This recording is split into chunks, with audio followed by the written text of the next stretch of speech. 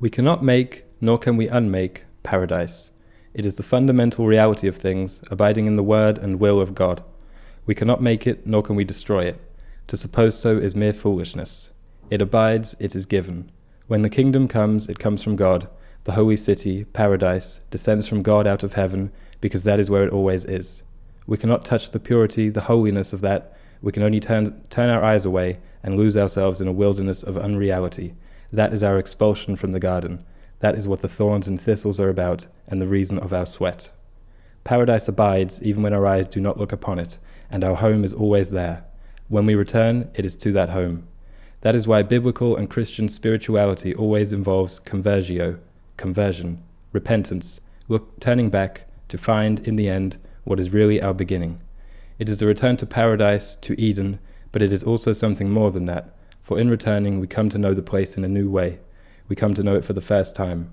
Our wilderness is not outside the providence of God, and it is in that wilderness that we learn to mark the lineaments of paradise. I chose to open with this little excerpt from an essay I'm reading called Images of Pilgrimage, Paradise and Wilderness in Christian Spirituality, because after our last episode about religion and ecology, where we kind of introduced the topic, the questions that we assigned ourselves were so broad, and the two topics and their intersection are just so large in scale that I just had trouble thinking even where to begin researching them. Yeah, I felt that as well. And also my own kind of newness to the topic of various religions was a barrier, so I just went to the one which I know at least something about, which was Christianity. And it just struck me that this whole topic of religion and ecology, a good place to start seemed to be creation and the creation story, and so that would be the Garden of Eden, and just that image of paradise seems very central to the whole topic across religions. Yes, pretty much every religion has a creation story or an origin story. Yep. So that definitely is a good place to start. It's not where I started with my research, but I should be able to engage in conversations about it. I think you should. How are you doing today, Alicia? I'm good. I just got home from class, and it was my Ecology and Religion class. Right. And it was really good. We have a 10-minute break in the middle, and a few people came over and told me how much they liked my presentation on the mega church that I did last week.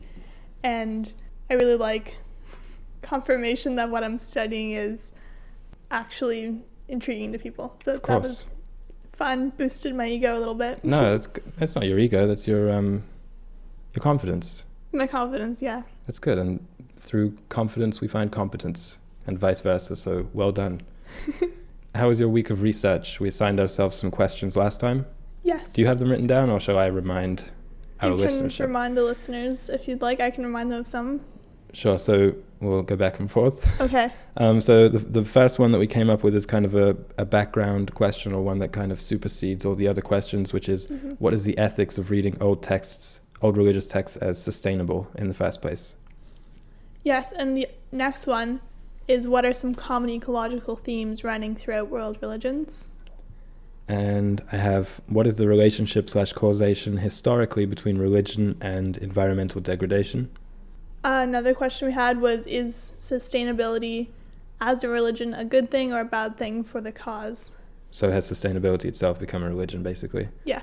And the last one was the impact of the emergence of the corporation as a third social pillar, joining the kind of historically prominent church and state in society. Yeah. So those are our 5 questions, or 5 points of research. Yeah, kind of places to start. We won't be answering those all today. No, were there any that you focused on? I didn't touch too much on common ecological themes. I felt like that would kind of come later. So I started, most of my research stemmed from ethics of extracting environmental teachings from old texts. That's good. Yeah. Because I didn't touch the common ecological themes as well, mostly for the reason that I assumed you knew all about it from your course. Yes, I do. I have a list. So I figured we could possibly have an episode just discussing those. We could. Because I have the list of someone else did the research. So we can maybe just have an episode discussing that. What kind of research did you do then? I reading? Did a bit of theory research, so about theories about reading religious texts. Yep. So reading them literally versus contextualizing them, biased readings of them, and so on. And then I read one author's work on dark green religion and environmental future. Dark green religion? Yes. Interesting. So Braun Taylor, he wrote 2 essays on dark green religion, and so that's kind of what I looked at. Mm-hmm. I can go into it, or we can maybe, I feel like you probably have a better place to start, because this is very, very modern. Yeah. Versus I feel like you started in literally Started the beginning. Yeah. Well, like I said, I started with Genesis, so literally just rereading Genesis. I listened to some interpretations of it, but they were mostly more psychological than they were a narrative, than they were ecological, which is difficult. I did try to fact check in the last episode, because we mentioned Genesis, and I asked you, is this commonly referred to as a sustainability metaphor of humans taking too much, consuming too much? And you said you don't know, but probably. Yeah. So I checked and I couldn't find anything like that. But I think because that simplifies it too much and it reduces it too much to a sustainability thing. I think so. When this is a story of mankind and falling from divinity. Yeah, so it has that could be one reading of it, but it's most definitely not the most prominent one. Yeah. In my research, I found the most prominent issue with trying to extract meaning out of texts, out of religious texts, is that you can take the Genesis story and be like, oh, this is a symbol for taking too much from the environment, but it's like they're also it's also moral and like exactly. So it's just there's too many other interpretations that make too much sense. Yeah. Essentially, to read it first and foremost as a sustainability thing. Yeah. We went to church yesterday. We did. And aside from all the worship music and the bopping and jiving, there was a nice story about David. Yes, King David. In the cave. Mm-hmm. Before he was king. Yeah. And it was the speaker went to great lengths to emphasize how dark it was inside David's cave. He was in the cave being hunted by King Solomon. Yes, King Saul. King Saul, who had previously been his mentor, but had kind of turned bitter against David because David was too great. And had a lot of public support and things like that, which is kind of irrelevant to my use of the story. Essentially, the speaker was just emphasizing how David was in a cave, it was really, really dark, and it was still admirable how he was, despite this kind of scary situation, scary environment, he was still giving praise to God. Yeah, he was still leaning on God, and that was essentially all he had. He couldn't see anything, the speaker emphasized. Yeah, so the dampness, the discomfort of this cave, and it's, in short, kind of how natural it was. Yeah. And the speaker was saying, wow, despite all this, David was still so pious, and he was still so faithful. Mm-hmm. But it just made me think, what if it wasn't in spite of those things? What if it was because of the cave's natural, kind of wild, untamed atmosphere that David was so faithful? Because, and I was checking out across other religions, being in the wilderness is often kind of a precursor to finding God. Yeah, Buddhism, the monks all are like the people of the forest, and then they're the people of the town. This is how, when that religion arose, it was that divide. There's a bunch of arguments that the civilization or the settlement of towns, Buddhism arose as a response to that, as a response to a lack of closeness with the environment, kind of a way to cope with expansion and stuff. So I feel like it's not, across a lot of religions. So it just made me think, God's found. On a basic level, our kind of environments can limit or can prompt us to be more faithful and godly. Yeah, I think so for sure. Elsewhere in the Bible, even you have Moses during Exodus is leading his people across the desert. Yeah. And that's when his faith is tested. I just bought the Last Temptation of Christ, the DVD. Yes. And I haven't watched it yet, but I know it's about when Jesus is himself taking a trek across the desert, and that's when he's tempted because the conditions are harsh and he's away from other people and he's away from civilization. Yeah.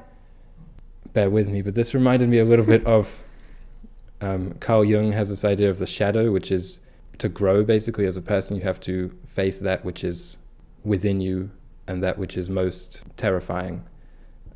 So you have to either confront your shadow or it will control you. Confront your shadow and integrate with it is the term.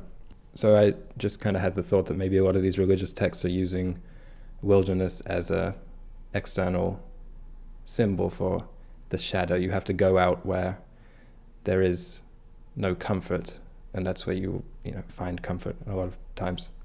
Yeah, I think so. But then on like kind of the opposite end of the spectrum, the hyper industrialized world might also be a test of your faith, because you have no needs really. It's like you're thinking, oh, I made this. It's hard to kind of praise God for the blessings that's what I'm getting at. It is harder because there is no test. We're not tested. You mentioned in another episode, Obama and him having a quote about religion. I remember, this is a random reference, talking about biblical stuff, but he had who's the wilderness guy, the like survivor guy? Bear Grylls. Bear Grylls. Obama was with him once. Yes, on the Bear Grylls show. I watched the episode. Okay, sorry. That's where I heard the quote. Well, Obama says, no man's an atheist at the top of the mountain or something like that, on his way up the mountain.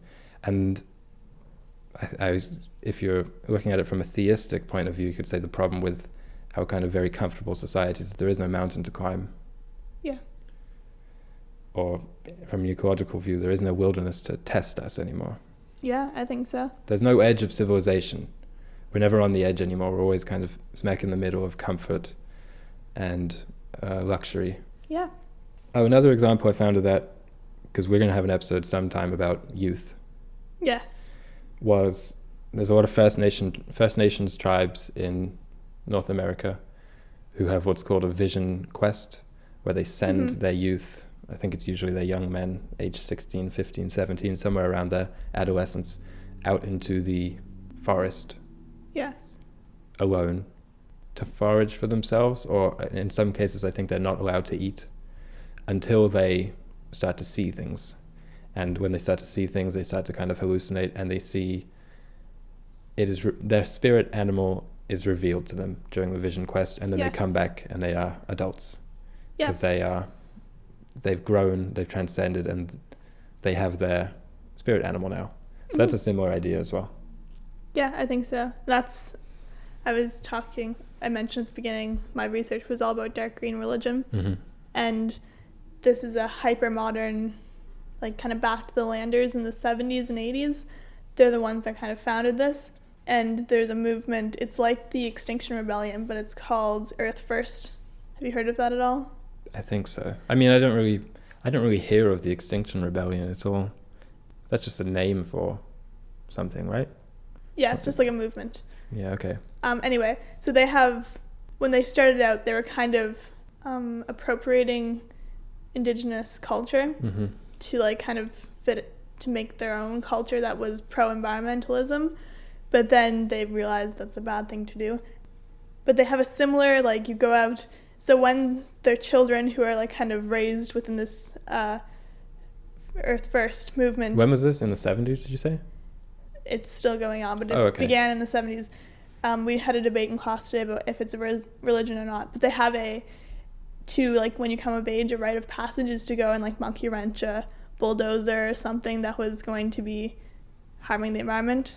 Monkey wrench? Yeah. What's that? It's like taking it apart, or like... Okay. It's just like throwing a wrench into something. All right. I've never heard that term, but okay. Yeah, so they have a similar, that's their... Yeah, that's their rite of passage. So it's an act of destruction for the greater good, basically. Yes. Okay. And their thing is that they don't believe humans are better than animals or anything like that, like everything's equal. And so they don't feel like acts against people, like harming people. If the people they're harming are doing like environmental good, they don't think it's a bad thing because of the way they see the relationship between things. But anyway, yeah, they have a similar... Where is this? Arizona was like the example. Okay. Yeah. So in the West. In the West, yes. Yeah, that thought about kind of co-opting indigenous religions is an interesting idea. Yeah. About the ethics of that, because even people like those aesthetics, but if we're kind of endorsing those as good values, why wouldn't they like those aesthetics? But cultural appropriation is a different thing. But it's not so dissimilar from Western people who go on retreats to Central America and take hallucinogens in the wild, you know, to try and reach enlightenment or something like that. It's a similar idea, I think. Yes. What do you think about, you mentioned Earth First people see no hierarchy between living beings. What do you think about that? So usually their thinking about the universe is rooted in evolution. So to me it's weird that they don't think humans are the top of, like they think everything's equal just because humans are literally like the top of the food chain kind of thing. Yeah. I don't think looking at things as all equal makes a lot of sense, because killing a person is like universally worse than killing a plant. Yeah, and we're not socially conditioned into thinking that. That's a biological, quote unquote, truth. Yeah, because you can kill an ant without even knowing, but like, seeing the repercussions. But I don't think it's bad to not take it literally, to take it as like a kind of, if you're approaching something being like everything's equal, we need to care about everything equally, like because it's all intertwined. Yeah, I think that's okay, because that's I think we can say everything has value. Yeah, because everything does have value, and it's if a species goes extinct, it messes with everything else. So like in that way, everything is equal. That's an instance of objective consequences to that support kind of an ethical claim, right? That everything has value. That's the ethical claim, and the real life consequences that if you defy that ethical claim, things will go bad, as we see.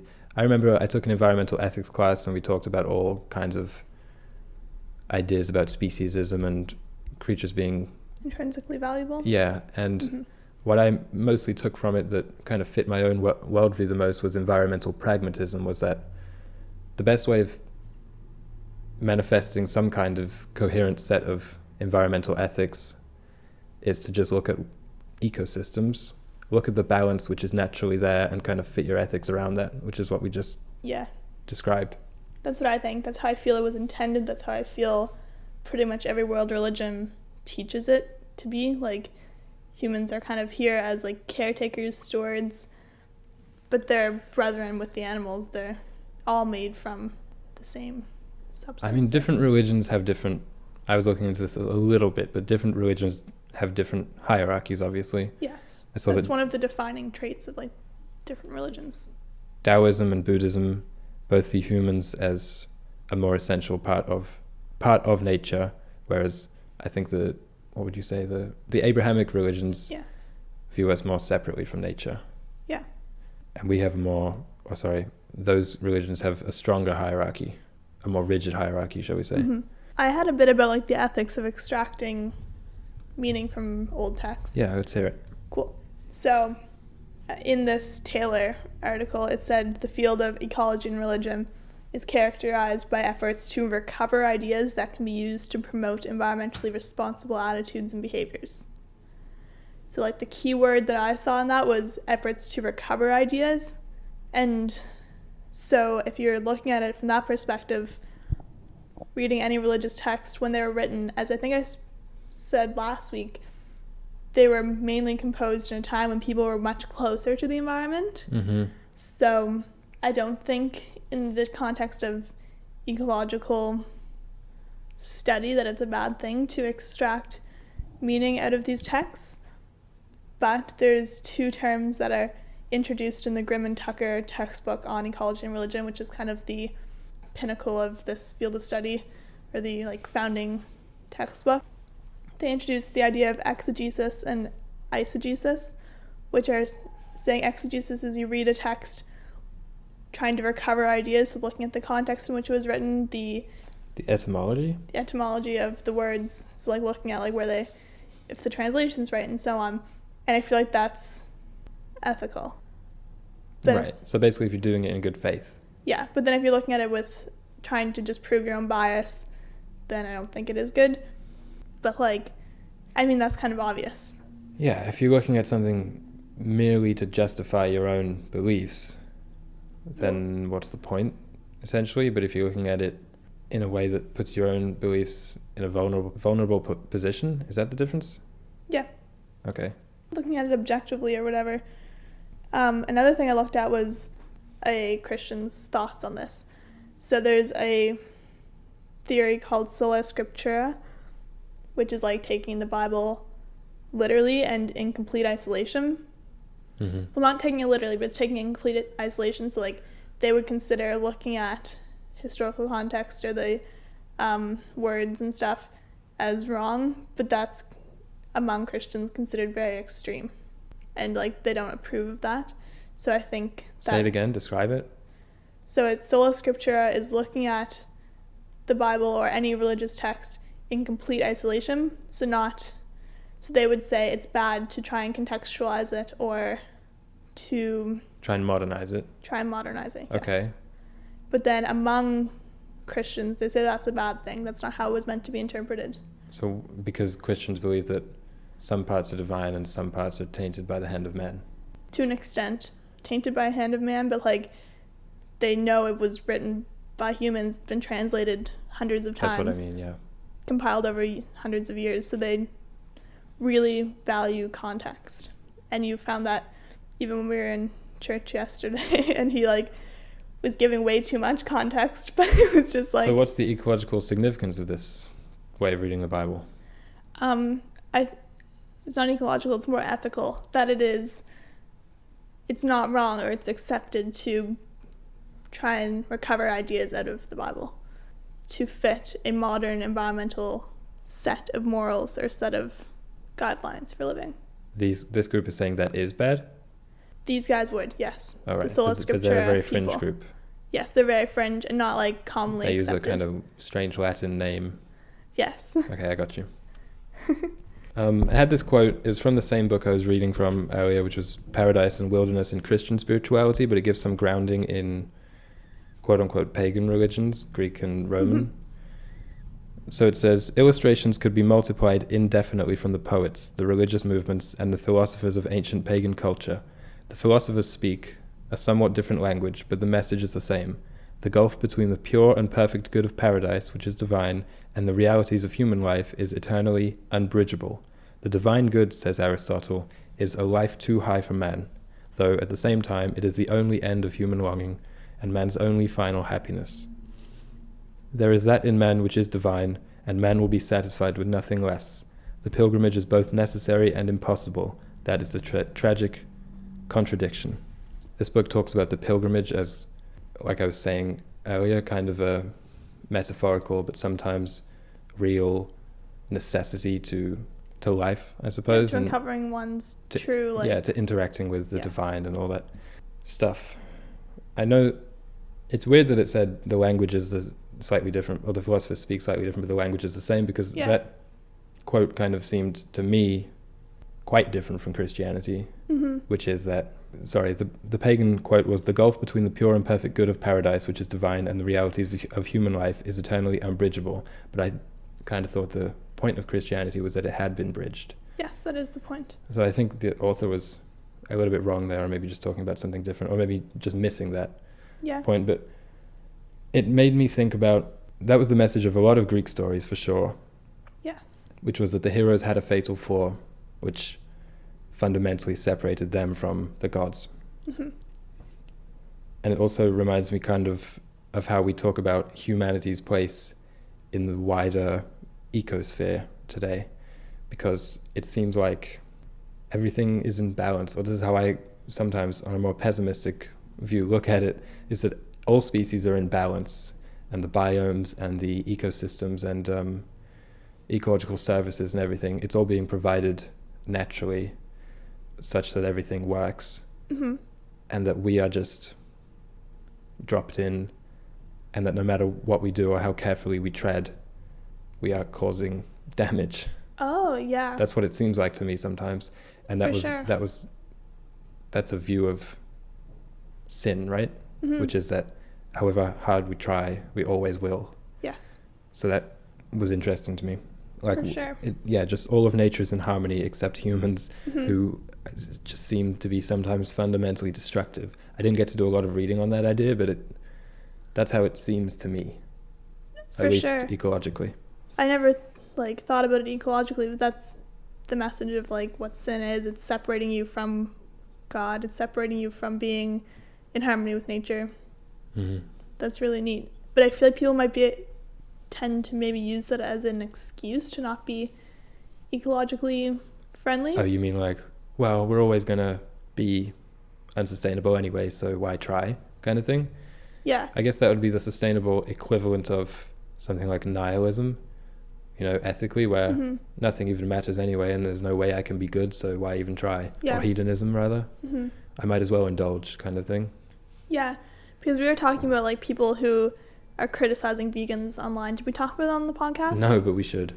So this is off topic, but I think I'll be able to bring it back. Yep. So people, like the vegan community online is quite strong, and they support each other, give each other recipes. And for the most part, the vegan community, there's a weird conflict. So like vegans think they're better than vegetarians. Not all of them, but there's like this kind of cell online. Yeah, of course. And then there's these people that come in who aren't doing anything. Yeah, They so probably- complete meat eaters, everything. Any kind of diet. And then they're like, you can't be vegan and still drink beer because that uses a bunch of water, and the crops to make that use a bunch of water. How and dare you it's hypocrite. worse than, So I feel like the person who's criticizing this vegan is just like, you're not perfect, so you shouldn't. Don't even try. But That's just not. The thing that strikes me That's right. as most obviously wrong about that kind of response, and it is common. It's not even a Yes. fringe response. It's common. If you talk to people, I got into a ill thought out argument with that person on Instagram about it because he or she was essentially running a page which was some kind of strange attack against Greta Thunberg. Yes. Being like, well, look at her. She's using this much oil and she has plastic products and stuff. And I'm just like, if you care about the environment, you would be supporting her first and foremost. Yeah. But with the vegans, or usually with anyone who is trying something environmentally good, the response they'll get is not just kind of a... They're not trying to help them. They're not trying to be constructive. They're saying, stop trying. It's not any constructive advice, which would be... So let's take the beer example. It would be, oh, so you don't eat meat? Here, I wonder if you knew about beer, which is pretty bad. It has a bad impact. Maybe you could help make this more public and kind of amplify that message as well. Yeah. It's not that. They take it personally. Yeah. They take it as a personal attack when someone tries to do good. And just the example that I thought of, which was kind of an easy refutation to that argument, it's not even an argument, but to that response is, it would be like if you saw someone feeding the homeless or donating to a charity, and you don't just say, stop doing that. You say, how dare you do that, because there's all these other people who are in even greater need. It's like, they're doing a net good. It's not a how dare you. Like, they're doing a net good. They're probably doing more than you. And in a lot of cases, they're not rubbing it in your face. But people, I think, don't like to be reminded of their own shortcomings. Yeah. And I'm not a vegan, but I 100% applaud people who are, or vegetarian, or just doing anything to try and limit their carbon footprint or whatever it may be. The reason I brought that up is because I feel like that sentiment is originated in religion. No, it's definitely an ethical thing, yeah. Yeah, because people would read the Bible, I'm trying to think exactly what I'm trying to say, but often I find there'll be a verse which is it's clear what it means, but then somebody will take a random 3-word snippet out of another book of the Bible and say, here, this disproves that, but it's taken out of context, or it's just trying to say you're wrong. Yeah, because they want to justify their own behavior often. Yes, but I feel like that's just kind of a very modern, or it's not a very modern, but it's just kind of permeated through every aspect of our lives, because even when you're trying to figure out what to eat, it's how to exercise, it's like, well, I can spend my time running, but then I have to, this is kind of a rant, but that's how I've been feeling lately. It's like I can't make a decision because I'm so overloaded with options, or there's no clear best way. Well, that's a utilitarian way of thought, which is that every action we do must be thought out what can be the best possible good for the most possible amount of people. And that's not how we should think, because if you think like there's a lot of reasons, but the main reason is that you never get anything done. So for instance, with the gym example, should I run, should I lift, should I swim, should I bike, whatever it may be, the best choice usually is just to do something. That happens with everyone, I think. But yeah, like the classic example is you have a day off and you make a list and you just spend so long deliberating about what to do first and what order to do things in that you don't do anything at all. And I feel like that's kind of why I feel like that's kind of a modern spirituality thing. People are just like, there's so many, like, I don't know what's right. There's like 100 different denominations of this one religion. It's just kind of a hard place to be in with such a global and interconnected world. For sure. I don't know what we were talking about before that, but I know it related to it, so hopefully I don't listeners remember because I feel like it's just kind of a condition of the internet and stuff. Anyway. Did you have any thoughts about has sustainability itself become a religion? Yes. That was the kind of bulk, besides ethics of extracting message. Good. Because I didn't really touch on that, except this. This was a clarification which we made a couple of days ago amongst ourselves, but so the larger question that we wrote down, the whole thing was a two-part: has sustainability itself become a religion? And then question B, would it be better as a virtue in a larger religion? And the only note I made on this was that second description, sustainability as a virtue, part of a larger religion, which doesn't have to be capital R religion with a god. We haven't specified that this podcast, but we said in the last episode. We should say it again this time though. Because we're talking a lot about the Bible, and it can be more of a general kind of vague spirituality. A spiritual grounding. Anyway, the only note I made on that was a good example of sustainability being a virtue as part of a larger code or set of thoughts or philosophy was our podcast, because it's called the Environmental Podcast, and sustainability is a focus, but it's one of a few. So people have asked me, well, why is it called the Environmental Podcast then? And it's because it would be as if a Christian podcast was called the Humility Podcast. It doesn't all have to be about humility, but that's a good representation of its topics and its interests and its ethics. I think so. So since climate change and sustainability is the problem of our time, and our podcast broadly is just about our time, why not call it that? Exactly. That's just a clarification I wanted to make to myself, I think. That's fair. Yes. And I was chatting with someone the other day about the term the environment, and I was using it, and I was referring to the physical, like ecological environment, but the whole time I was talking, they thought I was talking about the political, economic, social environment. So I think that's kind of, our podcast is about political, physical, social, economic environment. So in a way, so that's just using environment as a synonym for surroundings or setting. It's kind of a cop-out, but okay, I'll go with it. I mean, yours is better, but I mean, that's something I kind of thought of, because we picked the name. I was thinking we were just going to be talking more about like the physical environment, but then immediately realized that's not what most of our conversations are about. So what were your thoughts on this, sustainability itself becoming religion? Yes.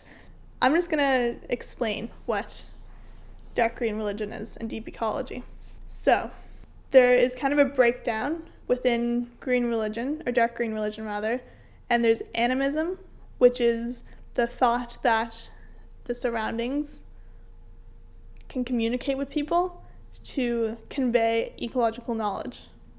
You mean the natural surroundings or the man-made ones? The natural surroundings. Okay. So everything natural.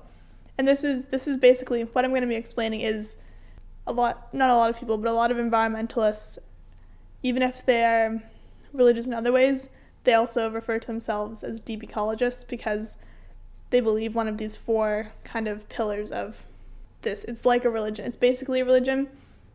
It has practices. It has a like creation story basically. So it's by the definition of a religion, it is one.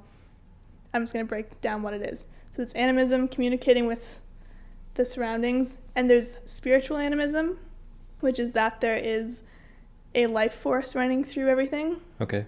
Or that everything has spiritual intelligence. And then there's naturalistic animism, which is a lot less religious, But it's just that we can look at nature and look at the processes of nature and learn from it. And then there's Gaia and Earth religions. And so there's like a holistic spiritual viewpoint, which is like everything was made and is an expression of God. So that's what a lot of every like Abrahamic religion, Buddhism, all of those kind of are fit into this type of dark green religion, because they all think that nature is an expression of God and that's why it has value. And then there's Gaia naturalism, which is just typified by an awe of the natural world and the cosmos. Okay. So basically, I think, based on this research, that sustainability has become a religion. Well, how many people are in this? I don't know. Or is it an outside classification applied to people? It's an outside class. Well, right. So people don't have to identify as a Gaia naturalist to be one. Is that what you're saying? Yes. Okay. And so, well, the difference between dark green religion and green religion is just like looking at pre-existing ones, but then dark green religion is looking at people's ways of life and kind of saying, you may not say you're religious, but you are because you do these practices, you have these beliefs. Okay, I got you. So I'm thinking that would be applied to those people that are really sustainability minded and say, oh no, I'm not religious, but like they kind of are putting nature as center of their universe. So that way of thinking reminds me of when Christians say, you may be an atheist, but all your values come from our Judeo-Christian society. Mm-hmm. Right? Yes. The question is, in those dark green religions, is there like a nature god, a sustainability? Is there a god? Is there worship? Is there praise? Is there prayer? Because when I was looking into this vaguely, the answer I just came up with, you said you had a definition of religion as well that you wanted to read out. Yeah. But I just kind of looked up at Google's first definition of religion, which I thought fittingly would probably be the best one. And it says, the belief and worship of a superhuman controlling power, especially a personal god or gods. And my conclusion with that, using that for the question, was that sustainability hadn't really become this. I didn't do much research into it, but I thought that I can see no idols, no worship, no gods. No, I think maybe this I think based on your religion, your definition that it wouldn't be, but based on this one, which is like the only one that I had seen, it says all religious traditions, whether newer or long established, involve myth, symbol, and ritual. And so the myth delineates how the world came to be, what it is like, what people are capable or incapable of achieving, and what the future holds. Right, so this is a more comprehensive and less closed definition. Yeah. Because it doesn't specify needing a god. Yeah, because a lot of... Or having any worship. Yeah, because some world religions, which are widely accepted as religions, don't have a god or gods. They just are a set of practices. But by my definition, I don't know. I think God can often be interchangeable with ideal. Yeah. So they may not have a personified ideal, which is what most of the gods we know are. Mm-hmm. Take the Greeks; they had, Olympus was just populated. It was a pantheistic set of beliefs where each god kind of represented a force of nature and sets of ideals as well. Yeah, I think ideal, that makes sense, because in the Bible it says like you should have no other gods before me, and that's often taught as being like your video games can be a god that you put before God or your... So in that way, sustainability has itself become a god and therefore a religion. Yeah, I'd agree with that. Yeah, the most interesting thing I found was the eschatology, so having like an idea of how things are going to turn out. And that's basically what sustainability is founded on, saying... Wait, what is it? An eschatology, so saying that's like revelations in the Bible or how things are going to end. So prophecy? Yeah. Okay. And that's... what sustainability is founded on is if we don't change an assumed knowledge of the future. So it's ecologically founded prophecy essentially. Mm-hmm. And there is a lot of hyperbole and there is a lot of dispute, definitely, especially among deniers and naysayers, about how scientific such claims actually are. So there is a kind of religious belief of some of those predictions. Mm-hmm. Definitely, that's a good point. So sustainability has become a religion. Yeah, I like that. Yeah.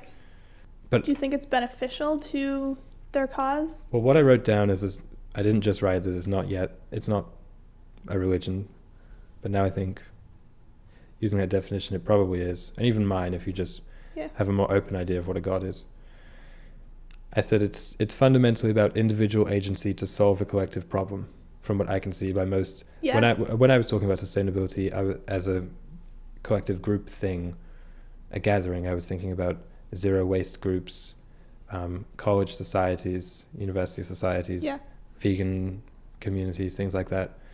Yeah, fundamentally about individual agency to solve a collective problem is what I wrote. So to me that just seemed like a good thing. If it's contradicting other elements of our ethics which we use to form a functioning society, then it's a problem. But from what I can see, it doesn't do that at all. There's a bit of shaming involved, but every religion has that. You know, we always hear Christians call other Christians really judgmental, and I'm sure it happens in other religions as well. But the thought I had was compare it to when people talk about consumerism, which is kind of the opposite of sustainability, or they exist in kind of diametrically opposed positions in society. Yes. The sustainability person is minimalist and doesn't like buying. The consumerist is the opposite. Yeah. And let's say the perfect consumer sees no ethical or ecological problem with buying, consuming. But consumerism has idols, which is logos, and it's inherently selfish. Yeah. Because it's all about personal gain and accumulating, and it's, to use biblical terminology, it's worldly. You know, it's about physical possessions. It's materialistic. And I would say it's consumerism is kind of connected to current sustainability movements, zero waste and minimalism, mostly because they come as a response. Yeah. But there are also elements of consumerism in those movements. You know, when people get really excited, we see it. It's kind of funny when a zero waste person gets really excited about a new zero waste product. Yeah. Or, you know, free trade food, vegan food. There is a big, those do kind of, you could call those sheep in wolves' clothing. Wolves in sheep's clothing. Okay. That's how it works, right? Yeah. So it's supposed to be something really good, and it dresses up as something really good, but really it's the same old evil. Yeah. So there is some of that consumerism lurking in sustainability. I think so. I don't think that's central to the idea. No, I don't think so. So I do think it's fine. I think so, because capitalism has proven, I don't think socialism or Marxism is the answer, because it just has never worked. Where is this coming from? This is what you're saying. Okay. Can you make the connection? Because I just said the thing about consumerism and sustainability, and you're like, yeah, I don't think Marxism is the answer. And I'm like, wait, no, I mean, you needed a form of adapted capitalism. Okay. Because everyone who's alive right now has been raised in in the Western world, raised in a capitalist society. So those zero wasters who buy 3 things a year. Yeah, you're right. So we still have those learnt, is that what you mean? Yes. We still have those learnt behaviors. So if we want to have a sustainable society, it's going to have to function in a capitalist society, I believe. Because that's how all our minds function. Yeah. Good thinking. And especially because time is of the essence. After the climate change crisis is solved, then we talk about overthrowing the current economic systems. But for now, let's just figure out how to exist sustainably in it. And I know there is a lot of people, and people smarter than me as well, who think that is fundamentally impossible. It's a paradox. Sustainable capitalism is a paradox. Yeah. But things don't have to be perfectly sustainable. We just have to do a lot better than we're doing right now. Yes. Buy ourselves some time. The other thought, just the other comparison I made, because I was thinking sustainability movements, people on the streets protesting. You mentioned the Extinction Rebellion. And I was like, well, what other ones of those have worked? Civil rights. Yes. Work to an extent. And that's what it reminds me when we're talking about whether sustainability is the god or a virtue in the group. A virtue as part of many. Civil rights had a similar significance in its participants' lives. I imagine if there was Instagram back then, that's what they would put in their bio. Yeah, I think so. Just like sustainability people do today. Yes. But that didn't make it... Didn't make it a religion. Yeah, it didn't make it... One, it didn't make it a religion, and two, it didn't make it contradictory to any religion. because that movement came out of the church. Yes. Martin Luther King was a reverend. Like, Mm-hmm. that's where a lot of that came from. So I just use that, I think, to say there is historical support for the fact that movements, protests, even big ones that kind of consume people's life, can exist as part of a larger belief system. Yeah, I think In that case, it was equality. In this case, it's sustainability, or if you're a Christian, temperance. yes. I think so. I know I went off a lot about how sustainability is a religion. I think for some people it is, but that's not the answer. Is trying to like get people to convert to this way of life, because I just don't think holding one virtue is a good thing. If you're living your life solely based on humility, like there's other virtues That you need. But it seems a lot of the texts I've read kind of make it seem like those are distracting from the one which is most important, just saying people have these religious traditions that they need to uphold before they care about the environment. I just don't think that's true, because you're meant to hold all of them at once. So you're supposed to be a steward, you're supposed to be a friend, a productive person, all at once. Yes. So I don't think sustainability as a religion is a super productive thing. No, it should undercut everything else. Yeah, so like maybe it's not being paid attention to in a lot of the world's religions. But what I was kind of getting at is that I don't think it does in most cases take precedence above every other kind of positive aspect of their personality or their belief system. No. I think it is often pretty well integrated Yes. into other ways of life, other facts of life. Mm-hmm. Or do you disagree? No, I think it is for the most part, but then the most vocal people Of course. are unbalanced, kind of. Yeah. Or I get you. think that that's a bad thing. They think having it well integrated, having it just as kind of like a one of many beliefs, they're like, no, that's wrong. Of course. But that also goes with kind of the territory, because those kind of circles are often against existing religions, traditional groups and distinctions and beliefs and things like that.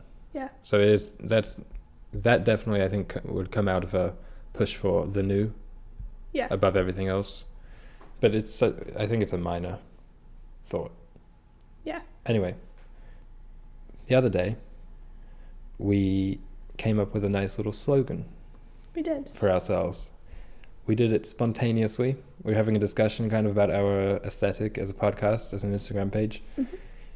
And it just kind of tumbled out of my mouth. We said nature as it was, technology as it could be.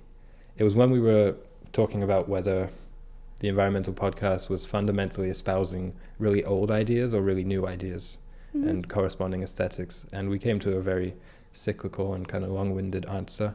But I think that's the best concise explanation for that. Yeah. Nature as it was, technology as it could be. But along these religious terms, I started thinking technology as it could be is such a subjective thing. So I thought for technology, which mm-hmm. is, we haven't mentioned the word yet, I don't think, but it's key to a lot of the talks of religion and ecology. Yeah. So I just started thinking, what is technology as it will be? Currently along this path, like along the path that society's on, what will technology be? Yes. And I was thinking about AI, so artificial intelligence, robots, and those two especially are such kind of vivid images of humanity assuming a godlike role. Genetic engineering as well. Yeah. Of humans. Yeah. All that kind of thing. For our creations to be equal with nature. Okay. Do you see what I mean? Do you mean that's what That's what technologically our race is kind of striving for. To integrate our technology. Not to integrate, but just to have them be as good. As perfect as well functioning. Yes. Just to be on that level. Yes. So that's why AI and robotics are kind of the most symbolic, because it's humanity's attempt to create life, create consciousness, to assume a godlike role. And that, again, returning to the Bible, made me think of the Tower of Babel, which was architecturally humanity trying to reach the heavens through their buildings, not in a humble, reverent way, but in an arrogant, prideful way. Yeah. Yeah, that just reminded me a lot of that, because... You're worried things are going to get to that point? What do you mean? That people are going to just become so consumed with producing technology for the sake of feeling more... Becoming more powerful. Becoming more powerful. Well, that's happened. Yeah. That happens. But you're worried they'll lose sight of religions or of... Well, I'm not a really religious person, so it's not my ultimate worry. But it just, from a kind of metaphorical standpoint, that really struck me as kind of similar. Tower of Babel is, it's a really famous story, and I think what happened was the people were all split. Yeah. They were all sent to far corners of the earth, and they all... had different languages. Yeah, were imbibed with different languages. What was I getting at with this? Oh, it was something about the Jurassic Park quote, which was... Life finds a way? No. It was... scientists were so preoccupied with whether they could that they didn't stop to think whether they should. So that basically means ethics have been foregone in the name of progress, technological progress. Yeah. I don't know how that fits in with everything else we've been talking about, but it seems worthy of mention to me. And there is also an aspect of faith to that. Well, technology is a good thing. It will get us out of these problems. Yeah.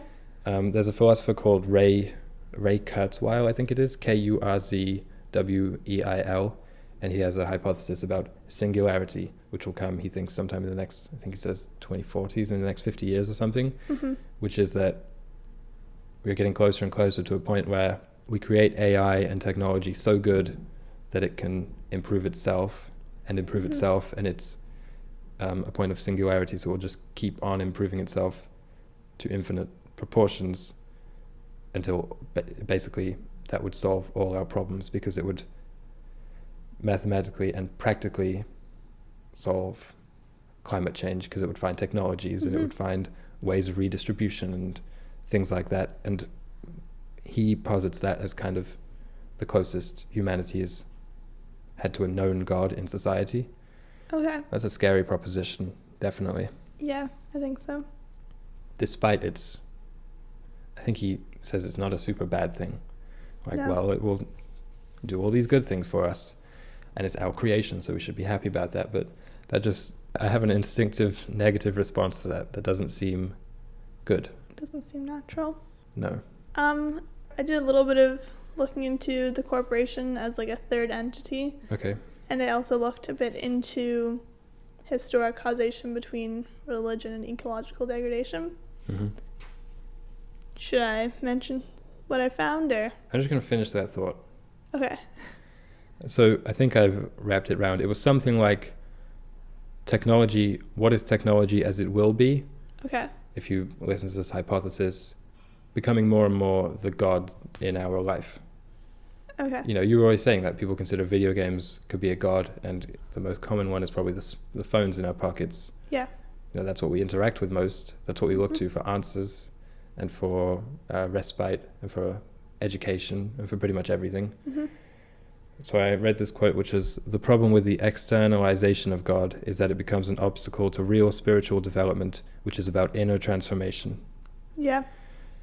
So essentially, while we have these idols, technological ones, ultimately it distracts us and takes us away from actual growth, which comes from introspection, personal growth, that is, in pursuit of something. Because it's kind of like, instead of pursuing something, we've brought it down to us. We have it in our hands. Yeah. And that's the most godlike thing, probably, or considered to be godlike, which most people ever hold, which is their phone. Yeah, I think so. Probably short of like currency. Mm-hmm. That's what we view as a divine piece of technology almost. And that quote is supported in a lot of religions. The one I have written down is how Islam kind of bans images of Muhammad from being composed and disseminated. Okay.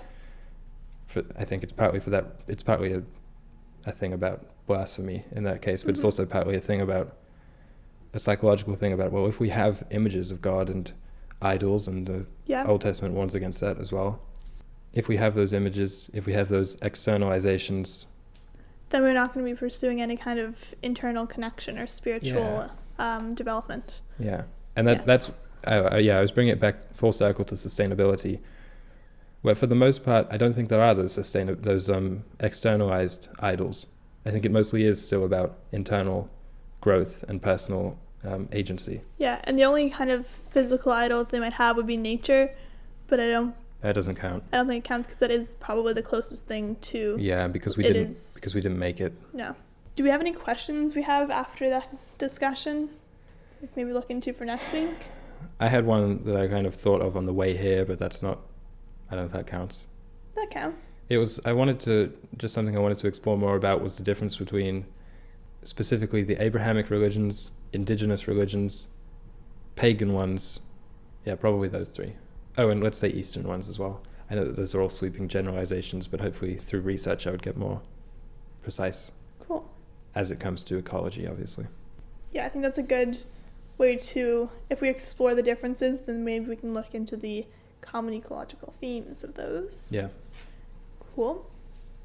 So I was looking into the historic causation or relationship between religion and ecological degradation. Yep. And I discovered that the entire field of study, that is ecology and religion, arose out of a series of criticisms popping up around the world. And every region, critics were writing saying, this is how this religion caused environmental degradation. And so this field of study arose to try and prove it wrong or reconcile those religions with the environment. Okay. And I just found a massive list of, not a massive list, probably like 10 different authors for those original papers, and I wanted to look more into those. I didn't have time to read each one, so I feel like maybe for that question... Fine-tuning it somehow? Yeah. So now we're saying there is a relationship. Yes, there is a relationship, but I want to find for each religion or each group of religions what that is. We could even go one step further, because what that is probably a negative effect. Yes. So we could say, how could this be fixed or reconciled, as you said? Maybe? Okay. Yeah, I think I want to look into what are the cause and effects of religions and how can that be resolved. I didn't research too much into answering our original question, but I thought this could be maybe a new assignment that we can look into. Yeah, of course. Since I spent most of this week in this conversation talking about the ancient pastoral kind of landscape, Eden and Arcadia as it was with the Romans and the Greeks, about there being a thing in the past which was all nature and that was all good and that we have strayed from that. Did you have any other thoughts about Eden? Because yeah, I do. Okay, well, the two lines, the two parts about it which seem kind of, which I couldn't really understand, was that it's too simplistic maybe to say they took an apple when they were told not to, or a fruit, and that was their sin, and that sin was consumption. Yeah, I think that's a bit too simplistic. The reason was because it's specifically from the tree of knowledge of good and evil. Yeah. So that's something I didn't understand. And the other thing I didn't understand was that man was put in the garden to, quote, till it and keep it. Yes. So what does this mean, Alicia? It was God giving mankind domain over the earth, allowing them to name all the creatures and reap the fruits of the earth. Yeah. But then when, after taking the fruit from the tree of knowledge of good and evil, God said you'll like forever toil with the earth. So that passage is where a lot of people's thoughts that, oh, the earth was made for us to take. And so that's kind of the root of the ecological degradation, in my opinion. So things were harmonious, things were in balance before that, you mean? Yes. So Right. Things were just harmonious, but then God said, no, you're going to have to toil with the land. And so now that we've kind of overcome that toil, I feel like people are maybe saying, haha, now we can... Yeah, haha, we overcome that. Yeah. We overcame your punishment. Yeah. That's a thought I just had now, but I feel like that's kind of a bit of a... No. It might not be like a conscious thought, but it's like, we can do this now, let's just do it because... So it's almost always.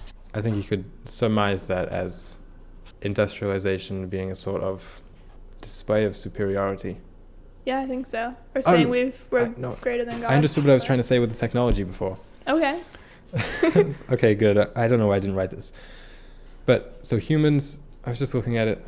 I don't think this has any religious root, but humans naturally, as we are physically, are not top of the food chain. No, I mean, we'd be eaten alive. We'd be eaten by bears, Yeah. lions, sharks, various insects. Yeah. What else? Whales. Just for the fun. Whales? Jonah. Rhinos, crocodiles, the list goes on. Yeah. Tigers. I mean, a scorpion could just give you a little Wolves. sting. Little sting, jellies. So the way we overcome those creatures is through technology. Yes. We have weapons. We have tools. Yeah. That's what separates primates, but mankind especially, because we have more advanced tools. Mm-hmm. So that's what put us on top of the humans. This is why I was mentioning hierarchies before as well. I feel like there's a kind of... So that's a kind of shuffling of a biological hierarchy. Or let's say a physical one. Yeah. Because physically we're inferior Yes. to various animals, except for our thumbs. That's the secret, right? Yeah, the thumbs are the secret and the brains. Yeah, and the brains. So that was a shuffling of the hierarchy, and I feel like that's what I was saying with technology becoming some kind of, with us assuming a kind of godlike role scientifically and technologically of creators, trying to shuffle that divine ordained hierarchy a little bit more, and not just up one more ring, which is above the creator. That's what I was trying to say. Yeah. Through technology. Because, and this is another strange reference, but in 2001 A Space Odyssey, it's kind of chronicling the movie, it's kind of chronicling mankind's evolution. So we start as apes, we discover the tool, and then we are humans, and we discover interplanetary flight, travel, and then our final biggest obstacle as a species is defeating AI, defeating our own creation. So there's a very kind of human, godlike parallel there, I think. Yeah, I think so. Maybe that might be an over-dramatic way of looking at robotics and artificial intelligence, but no, it kind of seems like a loop. I'm a pretty dramatic person. Because it's like now, right? Like in the modern world, it feels like, okay, we've conquered, we're better than God in a way, or better than nature, is what people feel. And then now they're creating this new thing that they might have to overcome. Yeah. Like, overcome how now? Yeah. They're like, we're better than God, so we have to create a new obstacle. That's a very serious thought. Yeah. A heavy thought. Because I never thought about people trying to become gods and the amount of power they've accumulated through technology. And the bad part is that a lot of the technology is good. Medicine, scientific knowledge, historical knowledge, psychological knowledge. A lot of it is good, but a lot of it is prideful, especially what I think we're looking at in the future. Yeah. I feel like right now money is probably the biggest object of desire, but then, could move towards something worse, which is more, even less connected from the physical world. Is there a question we can produce out of this? Something like, is technological advancement rooted in religious how does beliefs? that, just in general, how does that fit in? That's such a broad thing. Because as we were saying last week, science historically has been a way for people to learn more and feel closer to their respective God. Yeah, learning and even more just about the trying world. to... Like, that's what it's been. But now I think it's not that. In the majority of cases, it's an egotistical thing. Maybe that's because of the funding of science. It's corporations who are funding most of our cutting-edge science, right? Yeah. And they're obviously pursuing profits. Yeah. Anyway, getting back to... Unless you had something else to say about that. No, I think we'll probably look a bit more into that, because it seems... I mean, the things I was just saying are a bit out there and completely unfounded. But I mean, I'd be interesting to look into how the world religions portray technology, because nothing comes to mind, any like passages about technology being good or evil, besides I guess the Tower of Babel. Yeah, and that wasn't implicitly about technology, more about the it's not about the tower being really high, it's about why the tower is really high. Yeah. Case in point, cathedrals. Mm-hmm. Those are the most impressive, structures, some of the most impressive structures we've built. Yeah. But they're kind of ethically okay because they were built not in servitude of human pride. Yeah, and I think that's the same case with like medicine. It's like it was done to try and save lives, which is a ethical thing to do. Mm-hmm. Across religions. Yeah. Getting back to the Garden of Eden, the paradise that was in the past a long time ago. The fact that it wasn't wild. Yeah. Humans were kicked out of it and expelled into the wilderness. Yeah. But the garden wasn't wild. It was tamed. Yeah, I read it as kind of the perfect blend of nature and civilization. Mm-hmm. A garden with walls around it. Yeah. That's what it was. That was the biblical view of paradise. Yes. Because it was a very paradisical world. Yeah. And a lot of our modern ideas of paradise or of the wild could be, say, the Amazon or just like forests. But for most of human history, those have been managed by people living there. They were managed, but they weren't exploited. Yeah, so that's the balance of stewardship versus terraforming, basically. Yes. Something I wanted to that's an interesting word. Terraforming just means to change a planet, global biogeochemical structure to suit the species' own needs. So it's making the unlivable livable. Yeah, so it was kind of like there's just something about humans doing that in relation to what I was saying earlier about us being inherently unsustainable. Yeah. Something like that. Like if that's just a natural path for us to go down, and something also about technology. Yeah, so the Garden of Eden, a walled garden, that's the biblical image of paradise and how things were. And then I was looking into other pastoral places such as Arcadia, which was the Roman and Greek ideal. Mm-hmm. So before, separate from Eden. Yes. It was a big Renaissance trend to paint Arcadia and to write poems, really beautiful pastoral poetry about Arcadia. And again, it was this blend of nature and civilization, which we definitely romanticize a little bit on this show. Yeah, I think so. Because neither of us want to go live in the forest that much. But we want to live in a more balanced... But the question is that a real thing? Complete wilderness? No, complete wilderness is. Mm-hmm. But is that perfect balance between civilization and nature attainable? Mm-hmm. Is that itself mythological? Definitely could be. That's a feel like it key is. Thing. Because it's not like any historical society or settlement has been like if there were this many people on that settlement living off the land, it would be degraded. Mm-hmm. I feel like it is kind of mythical. It has mythical qualities because it's been mythologized. Yes. But can you conceive one? Just imagine one today that exists, which is real, which is balanced. I think you can. I think it's kind of a fundamental reappraisal of what civilization is and of what we are in relation to nature and of what our towns and settlements are. Yeah, I think it would take a complete paradigm shift of how we look at the world around us. Or you know what? I think one of those is coming, though. Yeah. Because just on the topic of growth, and not explicitly about this emergence of the corporation, but more so about us always being inherently unsustainable beings and always growing and always reaching for more resources and things like that. People talk about overpopulation. Yeah. Population growth is slowing down and has been slowing down for 50 years or something? Yeah, 40 or 50. And will only keep slowing down, and we will plateau sometime.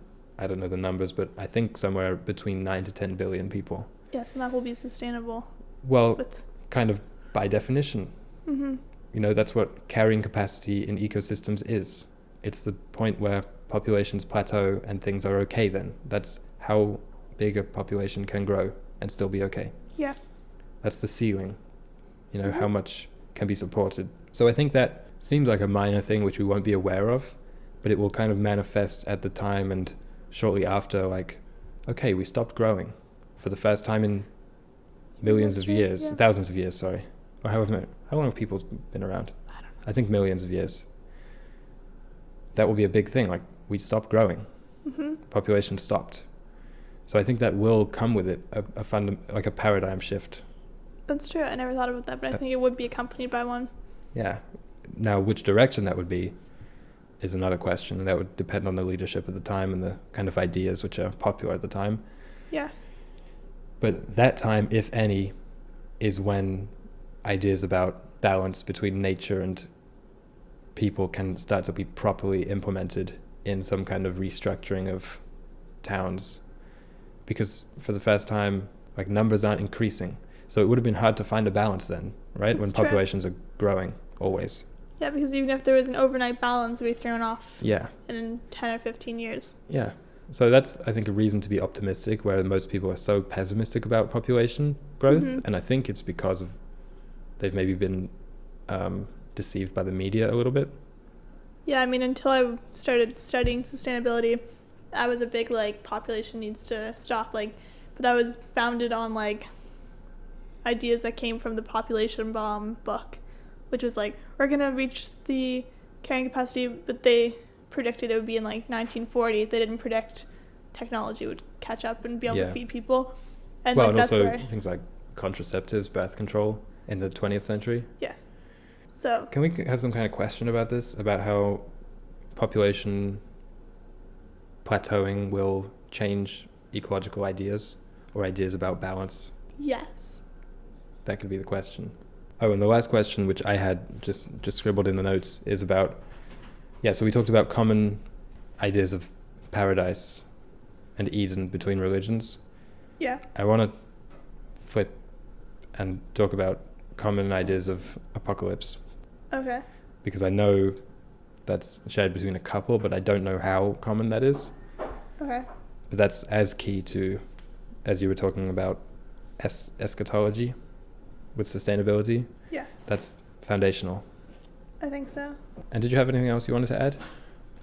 I think I'm going to save my thoughts on the corporation for another episode, Yes. just because I feel like it could be an episode in itself. Should we maybe assign a bit of homework to readers, or, like, suggest any readings they could do if they're interested in this subject? I mean, I know I'm going to do some readings, but the problem is I don't know what they are yet.